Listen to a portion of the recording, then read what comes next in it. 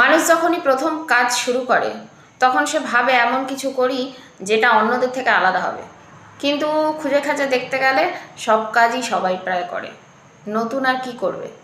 কিন্তু এই একই কাজ করার মধ্যেও সেটাতেই যদি নতুনত্ব আনা যায় তাহলে কিন্তু মানুষ অবশ্যই আকৃষ্ট হয় এবং সেখানে ভিড় লেগেই থাকে।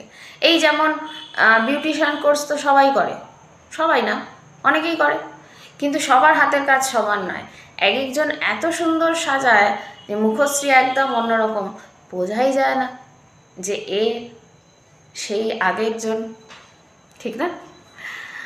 পয়লা বৈশাখে অনেক সোনার দোকান থেকেই অনেক রকম জিনিসপত্র দেয়। এখন তো অনেক অফার হয়েছে, এত টাকা জমা দিলে এই গিফট পাবেন, এত টাকা জমা দিলে এই গিফট পাবেন।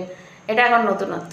একটু বড় দোকান হলে তারা মোটামুটি এগুলো করে, তাতে মানুষ আকৃষ্ট হয়। কিন্তু এই যা যা দিচ্ছে তার মধ্যেও কিন্তু এক একজনের দেওয়া নতুনত্বটা অন্যরকম, এবং সেটা দেখেই মানুষ সেখানে ভিড় জমায়। আমি যেমন একটা দোকানে যাই, সেখানে এত সুন্দর ক্যালেন্ডারটা করে যে ক্যালেন্ডারটা দেখেই খুব ভালো লাগে।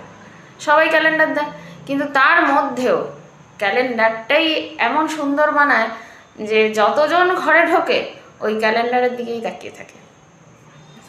সেটাই বলতে চাইলাম যে একই কাজ অনেক কেউ করলেও সেই কাজটার মধ্যে যদি নিজস্বতা দিয়ে একটা সৌন্দর্য দেওয়া যায় তাহলে কিন্তু মানুষ ওতেই আকৃষ্ট হয় এবং ভিড় জমায়, আর তার সেই কাজটা তত্তর করে এগিয়ে যায়।